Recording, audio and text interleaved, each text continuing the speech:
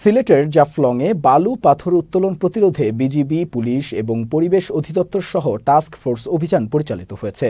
মঙ্গলবার গোয়াইনঘাট উপজেলা নির্বাহী কর্মকর্তা মোহাম্মদ তৌহিদুল ইসলামের নেতৃত্বে এ অভিযান পরিচালিত হয়। এ সময় গোয়াইনঘাটের সহকারী কমিশনার ভূমি মোহাম্মদ সাইদুল ইসলাম, গোয়াইনঘাট থানার ভারপ্রাপ্ত কর্মকর্তা সরকার তোফায়েল আহমেদ, পরিবেশ অধিদপ্তরের পরিদর্শক মামুনুল সহ বিজিবি ও পুলিশ সদস্যরা অভিযানে অংশ নেন। অভিযানে ৫০টি যানবাহন, ড্রাম ট্রাক, পে লোডার, ট্রাকে থাকা বালু এবং ৫০০ নৌকা জব্দ করা হয়। জব্দকৃত মালামালের নিরাপত্তা সহ পরবর্তী সময়ের জন্য সার্বক্ষণিকভাবে দুটি স্থানে ক্যাম্প স্থাপন করা হয়।